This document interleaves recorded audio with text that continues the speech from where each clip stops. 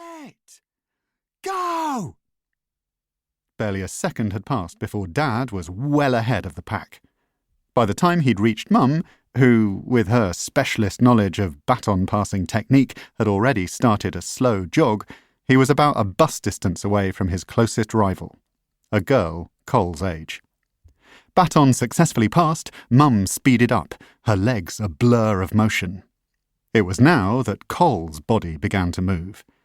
Not his legs in a slow jog, as he'd been repeatedly instructed to do by both parents throughout the past week, but instead his stomach in an urgent cramp.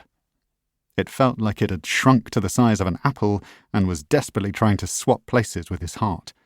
But his heart was having none of it and displayed its own displeasure by beating 10 times its normal speed.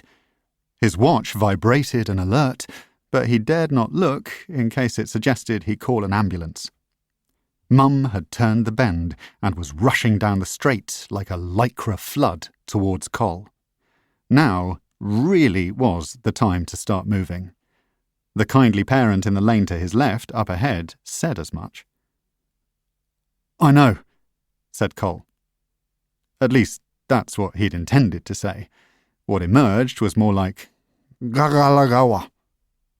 "Go!" shouted Mum, now but a car's length away from Col, her arms furious pistons, the baton cutting through the air in brutal stabs.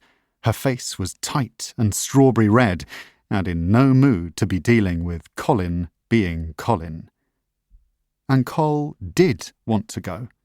And Col did want to win the race. And if he'd taken the baton and walked to where his dad waited, the family would surely have done so. "Col!"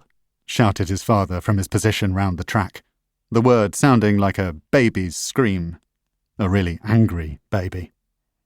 Mum was so close that Col could smell her breath.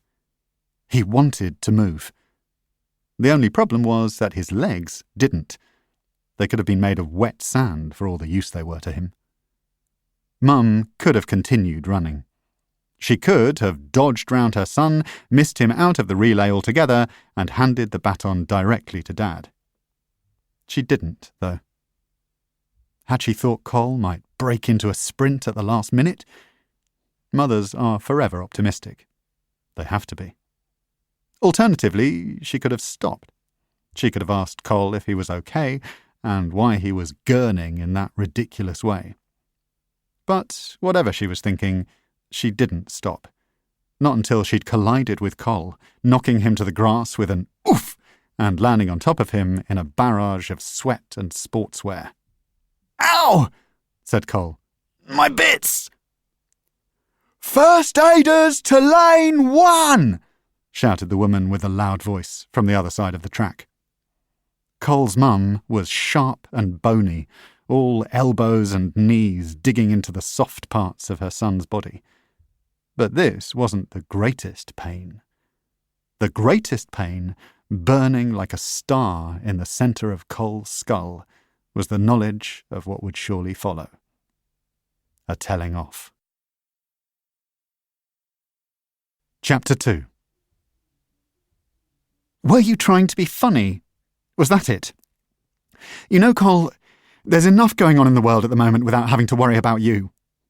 "She's talking about climate change," said Dad. Mum nodded. "And double-digit inflation." Mum nodded again. "And global inequality." Once more, Mum nodded. "And the riots in—" "Phil," said Mum, "we get it. The point is, we can do without Col acting up." Her voice changed, from strained to pleading. "You know how much we love the annual Westerham and Sevenoaks Family Athletics Day, Colin." She limped. She was definitely doing it for effect, and Col was trying his best not to feel guilty. Fine.